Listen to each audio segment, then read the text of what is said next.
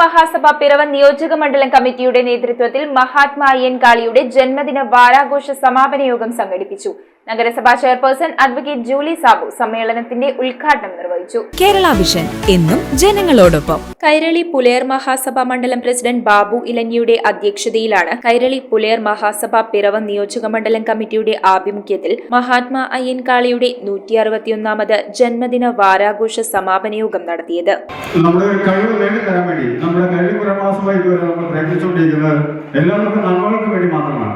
എല്ലാവരെയും ശക്തമായി നമ്മുടെ ഈ സമൂഹത്തിലേക്ക് എത്തിക്കുന്നതിന് വേണ്ടി നമ്മൾ ഇതുവരെ കൈരളി പുലയർ മഹാസഭ എല്ലായിടത്തും ശക്തമായ പ്രവർത്തനങ്ങൾ കാഴ്ചവെച്ചിട്ടുണ്ട്.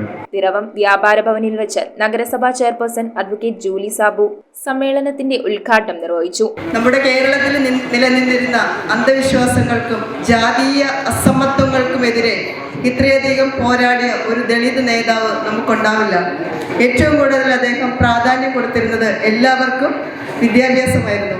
അതോടൊപ്പം തന്നെ പൊതുവഴികളിൽ സഞ്ചാര സ്വാതന്ത്ര്യമൊക്കെ ഇത്തരത്തിലുള്ള അവകാശങ്ങളും ഇത്തരത്തിലുള്ള സ്വാതന്ത്ര്യങ്ങളും ഇന്ന് നാം അനുഭവിക്കുന്നതെല്ലാം നേടിത്തന്നത് അദ്ദേഹത്തിൻ്റെയൊക്കെ ധീരോദാത്തമായ പോരാട്ടത്തിലൂടെയാണ്.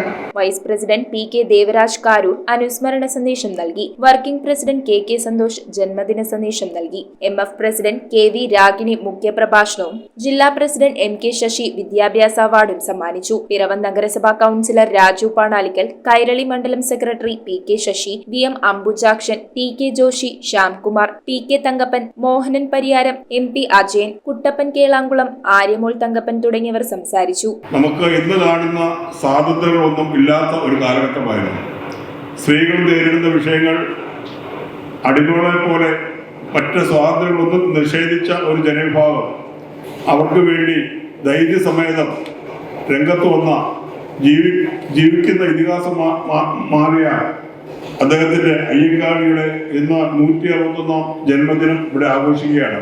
തുടർന്ന് മധുരാമൃതം കലാസമിതിയുടെ കൈകൊട്ടിക്കളിയും അരങ്ങേറി. News bureau I vision Piravam. IT രംഗത്ത് തൊഴിലുറപ്പാക്കാം Kerala vision institute of ടെക്നോളജിയിലൂടെ.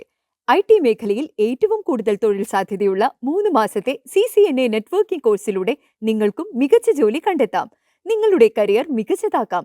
ISP സാങ്കേതിക പരിശീലനവും മികച്ച സാങ്കേതിക വിദഗ്ധരുടെ സേവനവും ആധുനിക സൗകര്യങ്ങളോട് കൂടിയ ലാബുകളും ഹോസ്റ്റൽ സൗകര്യങ്ങളും കഴിവുറ്റ വിദ്യാർത്ഥികൾക്ക് നൽകുന്ന 100% placement Kerala vision institute of ടെക്നോളജിയെ വേറിട്ടതാക്കുന്നു.